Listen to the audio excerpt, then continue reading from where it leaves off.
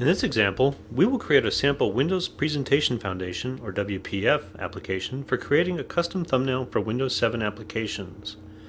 Windows 7 introduces the concept of thumbnail buttons, which are small buttons that can be placed above the application icon on the taskbar and provide interaction with the application.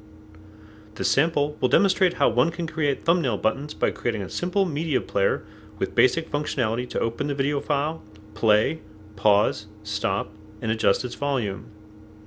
We will use Microsoft Visual Studio 2010 and Windows 7 SDK to develop this sample. Now, let's navigate to Visual Studio. Create a new WPF application by navigating to File, New Project, WPF Application Template.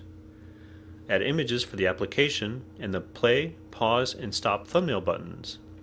You can get the images by downloading the solution from code.msdn.microsoft.com.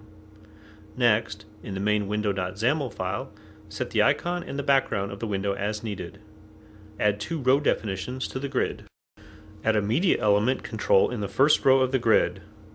Set its loaded behavior property to the value manual in order to interactively control media with the play, pause, and stop methods. The media element.volume property is bound to the value of a slider control that will be added in further steps. Also, add the media element.mediaFailed event handler, which gets executed if the selected media file fails to play. Next, add a stack panel. Add the buttons for the play, pause, stop, and open file actions.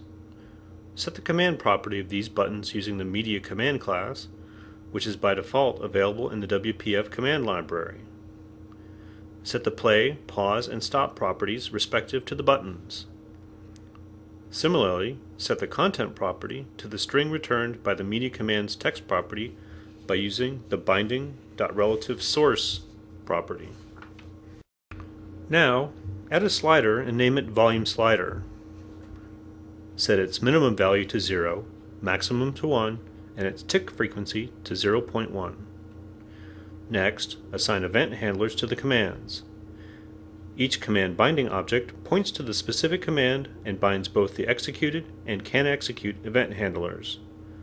Thus, the buttons are bound to the specified command, and each command is bound to the event handlers via command binding. Next, let's implement the thumbnail buttons. In the main window.xaml file, get the reference to the taskbar item info. In order to add thumbnail buttons, add a thumb button infos element nesting a thumb button info collection property, which is just a collection of buttons. Each button is represented by an instance of the thumb button info object.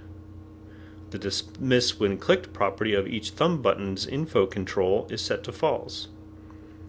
Similarly, the command target property is bounded to the related button on the main window, and the image source property is set to the thumbnail button's images. Next, navigate to the code behind the main window.xaml file. Declare a string for the source of the file name to be played. Initially, it is null. Declare a Boolean variable isPlaying to false. It stores the state of the media. Let's handle the media failed event. It simply shows a message box with the error message. Next, handle the executed and can execute events. Each can execute event handler specifies a condition that determines whether the bound command can be executed. The bound command is disabled until can execute is set to true. So, while can execute is false, the related command and control are disabled and executed event handler will not be raised. Thus, the buttons for controlling the media are disabled if no media file has been selected, and the browse button is disabled if the media file is currently being played. Then, call the play method in the play button executed event, the stop method in the stop button executed event, and the pause method in the pause button executed event. Also, set the isPlaying Boolean variable value to false in each of these. Next, handle the open command executed event. In this, create an object of Open File dialog, which opens the Open File dialog box. It is used to locate the media file to be played. If the dialog box is open, the source media is set to the name of the file selected, and the path of the file is assigned to the media's source. Now, run the application. The main window displays the buttons for media control, opening the file, and a volume slider for adjusting the volume. A similar kind of interface with the play, pause, and stop buttons can be seen as thumbnails in the taskbar icon. Note that the thumbnail buttons will remain disabled until a valid media file is selected. Open some media file by clicking the Open File button.